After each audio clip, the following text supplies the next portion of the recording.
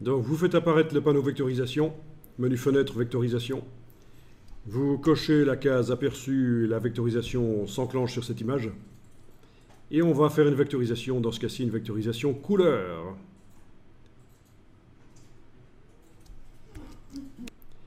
Et donc voilà. Mais il y a un peu trop de nuances, je vais réduire le nombre de couleurs. Donc ici, vous pouvez réduire. Alors, à chaque fois que vous allez bouger le curseur, ça va recalculer. Donc, vous pouvez peut-être désactiver l'aperçu, le temps de bouger le curseur, pour choisir le nombre de couleurs que vous voulez. Ok, je vais essayer 6. Je réenclenche l'aperçu. C'est malgré tout assez lent, non? Voilà. Ça, c'est pas mal. Donc, ce sont les couleurs les plus présentes dans l'illustration qui sont finalement gardées.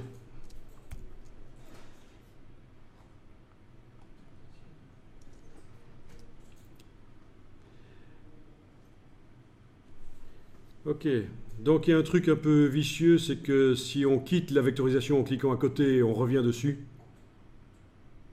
ça revient ici à 30. Pourtant, vous voyez ici que le nombre de couleurs est réellement de 6 dans l'illustration. Donc faites attention à ça.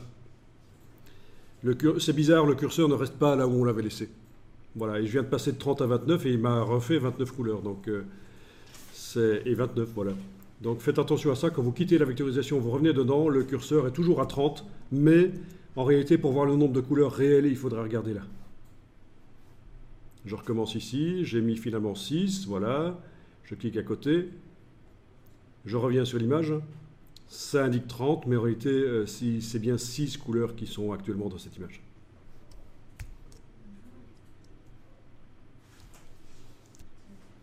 Je vais enregistrer le document sur le disque dur.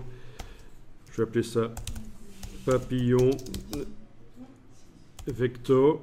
Ça simplifie les formes aussi du Ça dessin? simplifie les formes, oui, et c'est là qu'on a les réglages, on va en parler tout de suite. Donc j'appelle ça papillon vecto 01.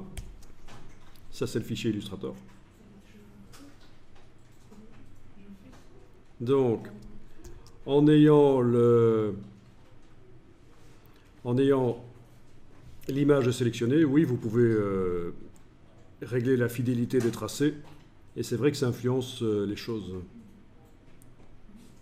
Voilà, par exemple, bah oui, ça peut être intéressant, en effet. Et à l'inverse, fidélité élevée, ça devrait faire plus de détails.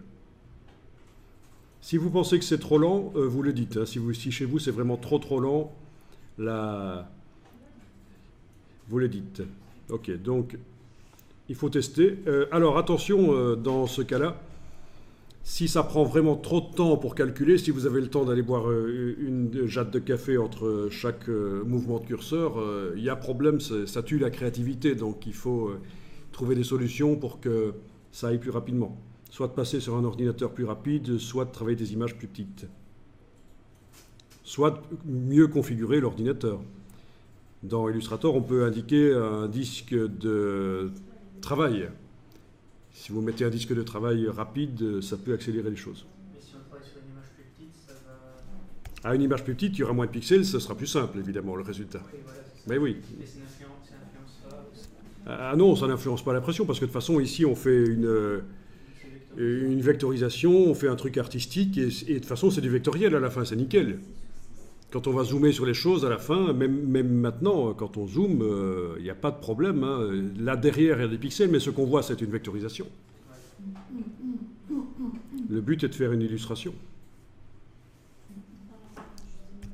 Et donc, non, l'image plus petite derrière, elle peut être minuscule.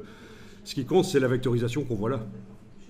Et quand on imprime par des pixels. Non, mais ça, tu vas pas remettre en format JPEG. Si tu veux imprimer, tu l'importes dans InDesign en tant que fichier Illustrator. Voilà, c'est ça. Voilà. Et de là, on imprime. Ceci dit, tu pourrais l'exporter en JPEG en haute résolution. Ça marcherait aussi. Oui, mais à ce moment-là, c'est pixelisé alors. C'est pixelisé, mais en haute résolution. Tu peux demander du 300 pixels par pouce, du 400. Même si derrière, l'image à la base de la vectorisation, c'est du 72, du 36 pixels par pouce. Oui.